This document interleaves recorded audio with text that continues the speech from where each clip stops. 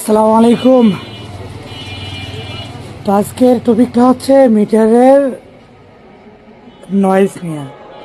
তো মিটারের নয়েজটা কেমন হচ্ছে, আপনার দেখা গেল যে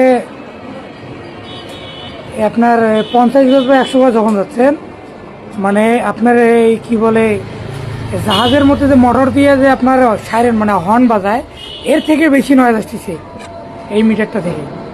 মানে একটু চলার মানে আপনার 50 গজ যখন একটু পার হয়ে যাবেন তখন থেকে শুরু হয়ে যাবে, ও আর কমার কোনো চান্স নাই। এটা হচ্ছে সেই মিটারের সমস্যাটা। তো আমরা যে এই মিটারটা খুলে নিছি, আর সমস্যাটা হলো এই মিটারের। হ্যাঁ, এটা সবগুলো আমাদের খোলা শেষ। এই তেলের মিটারের এখানে যে বাল্বটা আছে, এই বাল্বটা কাটা আছে, এই বাল্বটা কিন্তু আমরা চেঞ্জ করে দেবো।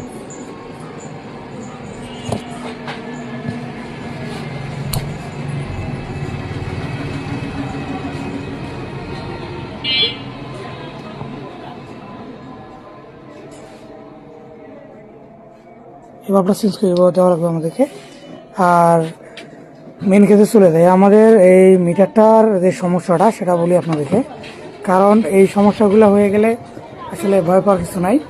যে অনেকে মনে করি যে অনেক কিছু হয়ে গেছে, আসলে কিছু হয়নি। এটা মানে এর সিম্পল বিষয় একটা, সেটা হচ্ছে যে যাদের অ্যানালগ মিটার আছে, ডিসকভার 100 বলেন, ডিসকভার 25 বলেন, প্লাস 35 বা আগের মডেলের যে 35-এর আগের মডেল যে বাইকটা আছে ডিসকভার 25, ওই বাইকের এই যে এই মিটারগুলোর সমস্যা হয়ে যায়।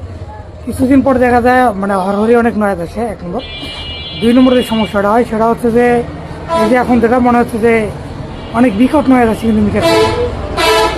আর এটাতে অনেক মানে কাস্টমার ভয় পেয়ে যায়, আসলে কি যেন হয়ে গেল সামন থেকে। আর এইটা আসলে ওইভাবে ভয় পাওয়ার কিছু নাই। তো আমরা এটার যে কাজটা করবো এখন, এটা আপনাদের দেখাই। আর এইটা দেখেন, এই যে বডিটা আছে না, এই বডিটার মধ্যে আমরা যে কাজটা করবো সেটা হচ্ছে WD-40 আছে না, একটু মেরে নেবো আগে। এই দেখেন, দেখছেন একটু দিছি কি বেরোচ্ছে ওগুলা।